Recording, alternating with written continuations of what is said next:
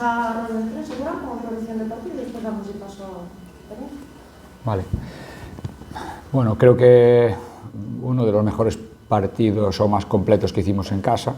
Sabíamos que si no era así no íbamos a tener ninguna opción, porque es un equipo que domina casi todas as fases do xogo, con xente moi veterana, que sabe xogar un bon fútbol en campos como este porque está acostumado, é capaz de xogar máis directo, como demostrou na segunda parte, en momentos da segunda parte e fai peligro.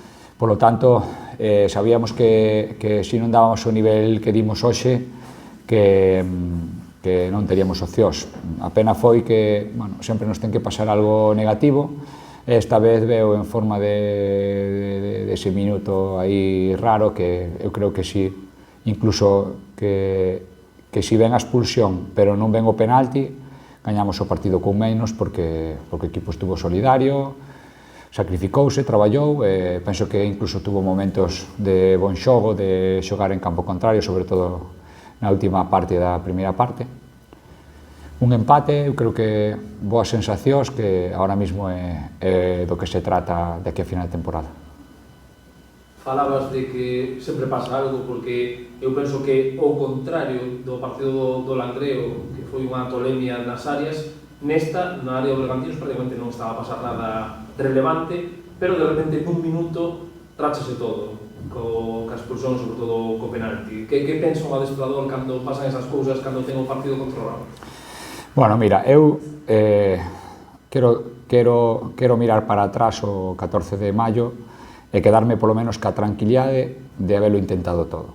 E o que estou facendo, de principio a fin. Que o equipo primeiro que traballase, encontrar unha fórmula para que competise e gañase partidos, despois deso descendes que siga competindo e que siga mellorando.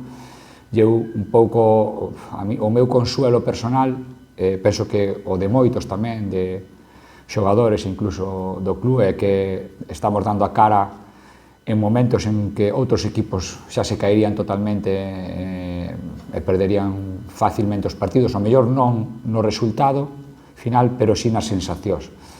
Eu creo que os rivais que xogan contra os Bergantiños, eu vexo na cara dos entrenadores cando acaban. Vino na cara de Iago a semana pasada, vino ahora na cara do míster do Guijuelo, que sofren moito para gañarnos, e ese é o objetivo. A partir de aí, é que, bueno, cando ve unha tempada así é que che caen por todos lados.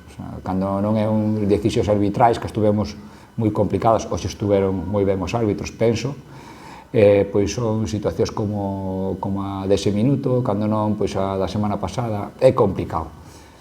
Teñome que quedar co traballo semanal, teñome que quedar ca mellora do equipo, teñome que quedar coa implicación dos xogadores.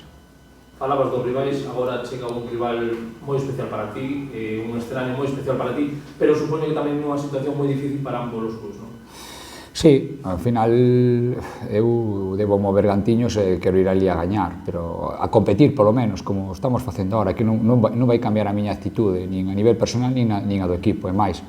Vamos a un estadio de segunda división que penso que é como, quizás sea en canto a césped, de escenario, do millor ou o millor da categoría. Por lo tanto, hai que disfrutalo. A partir de aí, bueno, sí, é verdad que estamos nunha situación complicada nós, están nunha situación moi complicada ao Lugo, pero témonos que quedar en o que dixen na previa deste partido, que hai que disfrutar da segunda ref hasta o final, traballar duro, competir, dar boa imaxe, intentar gañar, prepararse para que o paso por terceira división do clube sea moi rápido e volver, que penso que esta categoría é mínimo a que se merece. Isto fora do partido, fora incluso do ámbito do Bergantiños, pero como visión como adestrador, falabas do céspede agora do Anso Carro, fixónse moi virais as declaracións de Xavi Hernández esta semana que quixabas do campo, incluso do sol. Que ten que dicir un entrenador do fútbol máis modesto, digamos, respecto a eso, porque vos tedes que xogar prácticamente todas as semanas nunhas condicións bastante peores? Bueno, eu estuve en segunda división co Lugo, xogamos ás 4 da tarde, ás 9 da noite, ás 11 da noite, un viernes, un sábado, un domingo. Son privilegiados. Eu creo que poñan esas disculpas un entrenador nun clube como o Fútbol Club Barcelona, creo que bueno, está fora de lugar. O sea,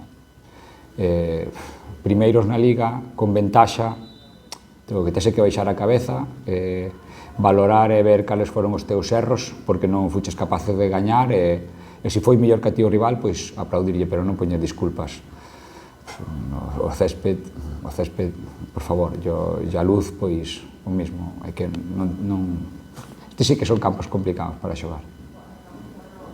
Muchas gracias. Gracias.